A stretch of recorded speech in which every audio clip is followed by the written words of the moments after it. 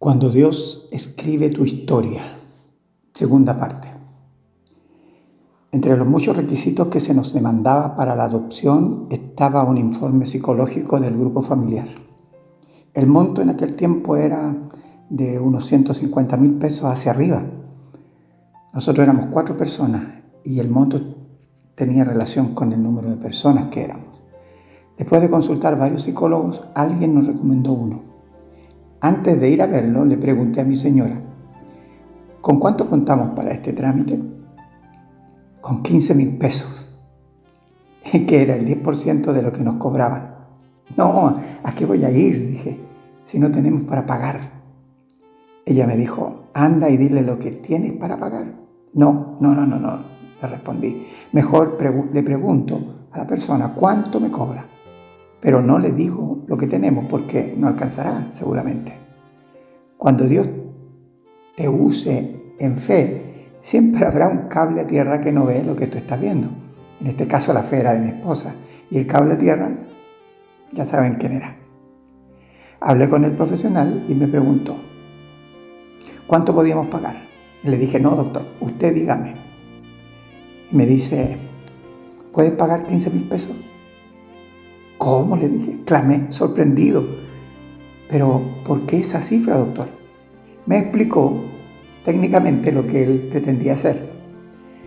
Lo extraordinario era la misma cifra que nosotros disponíamos.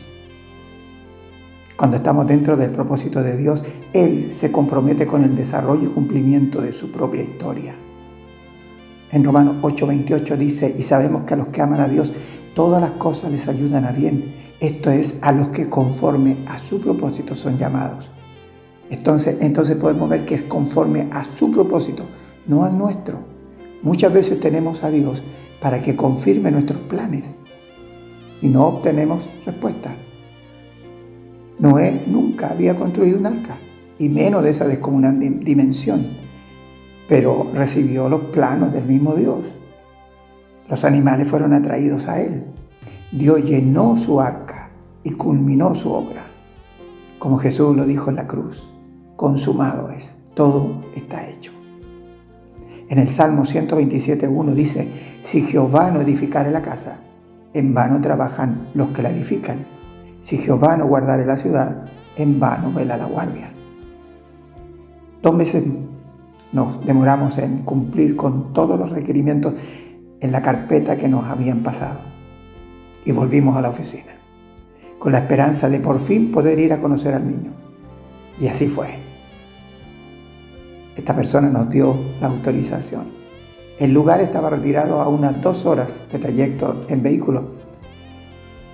En cuanto pudimos partir, lo hicimos. Al llegar al lugar donde estaba el niño, nos esperaba toda una comitiva integrada por el personal que trabajaba allí, con la asistente social a la cabeza. Creo que todos querían conocer a 2 locos en persona. Lamentablemente, lo que parecía ser un hermoso recibimiento no lo era. Con tristeza, la asistente nos dijo que no podíamos entrar por orden de la jueza. Ella deseaba vernos. No había lugar para nosotros en ese lugar. Estando tan cerca de él, ¿cómo no nos dejaban verlo? No hubo ninguna explicación del por qué no podíamos entrar. En los planes de Dios siempre habrá impedimentos que nosotros no entendemos en su momento. Sin embargo, nada escapa a su propósito. En Lucas 2:7 dice, y dio a luz a su hijo primogénito y lo envolvió en pañales y lo acostó en un pesebre porque no había lugar para ellos en el mesón. No nos quedó otra cosa que ir al juzgado. ¿Cuántas cosas pasaban por nuestra mente? Pero la pregunta era, ¿por qué no? La jueza nos dice que está indignada al ver lo que estábamos haciendo. Dijo, vienen a buscar a un niño sin conocerlo. Su indignación en realidad no era contra nosotros, sino contra la encargada que autorizó que hiciéramos todos los trámites antes de tiempo. Según ella, nos saltábamos todos los protocolos establecidos para lograr una adopción permitida. En realidad, ¿cuál era el problema? Le dije. ¿Qué pasa si conocen al niño y no les agrada? O él los rechaza a ustedes. Por eso el proceso es lento. El primer paso era visitarlo una vez por semana. Luego se podría llevar a casa los fines de semana. Y hasta que ambos padres e hijo ya no se quisieran separar, entonces recién se evalúa la posibilidad de hacer efectiva la adopción. Por lo tanto, les digo que no podrán conocerlo. Si quieren, pueden ir al hogar y ver con qué niño sienten alguna afinidad. Recién comenzar el trámite legalmente establecido. Son 40 niños y entre ellos está el que venían a buscar. Sonrió y dijo, es como buscar una aguja en un pajar. Además, nadie les dirá cuál es el niño. Salimos de ese juzgado muy apesadumbrados. Maravillosa la fe de mi esposa. Vamos, me dijo, tomándome del brazo y casi obligándome a ir.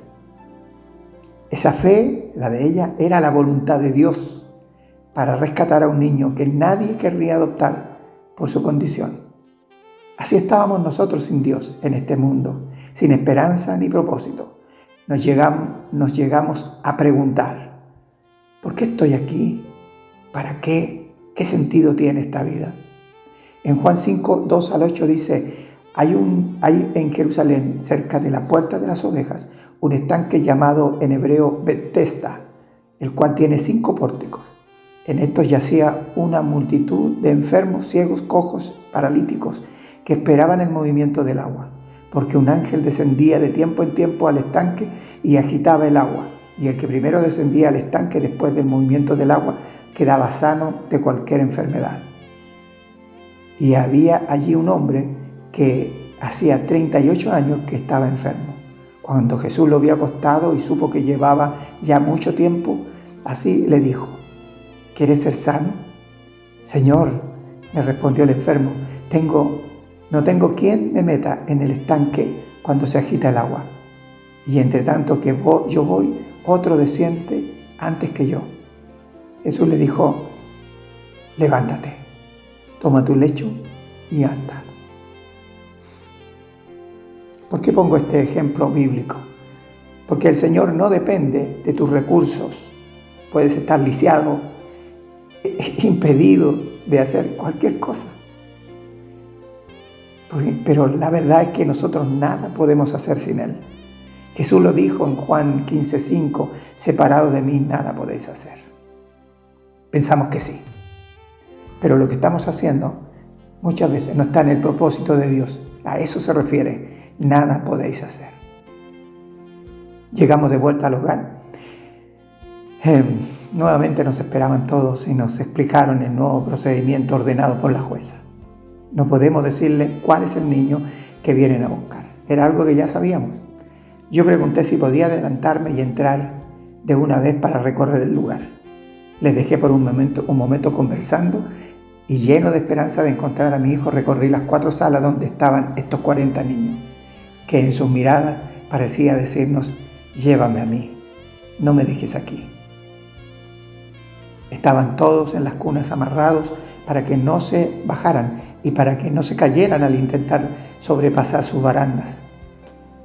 Al llegar a la última sala y viendo que no podía verle ni reconocerle, teniendo ojos no podía ver. Qué lástima, ¿no es cierto? Me encontraba al lado de una cuna de un niño que me miraba fijamente. Lo tomé en brazos y de pronto siento los gritos desesperados de otro niño al ver entrar a mi esposa en la sala. Y la escucho decir, aquí está mi niñito.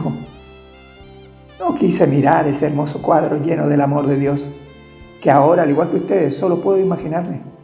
Estando ahí mismo, no lo vi, porque me invadió el temor que no fuese el niño.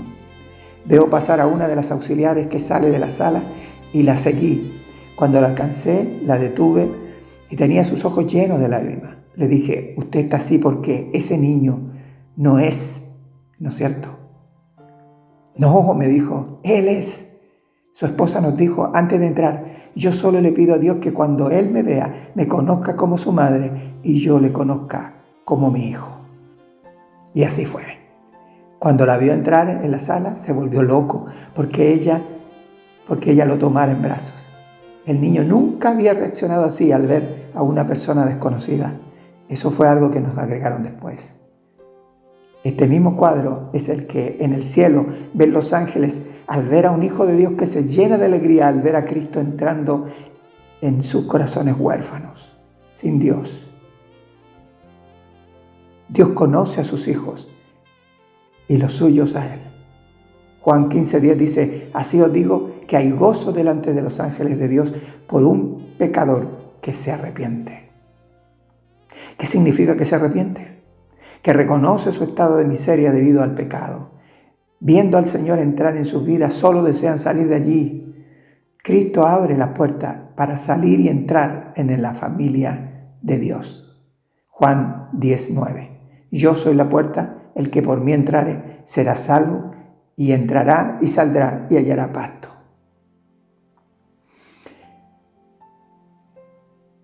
Este encuentro no ocurrió por ser algo fortuito. No, era un plan establecido por Dios de antes que nosotros lo supiéramos. Antes de eso. Jesucristo no vino a este mundo en ocurrencia en el momento en que nace de María. No, el Espíritu Santo no dijo en ese instante lo que dijo, porque en ese mismo momento solo estaba ocurriendo. Esto había ocurrido mucho antes. Y esto lo vamos a ver en otro momento. Es triste pensar en los demás niños que miraban sin entender lo que estaban viviendo.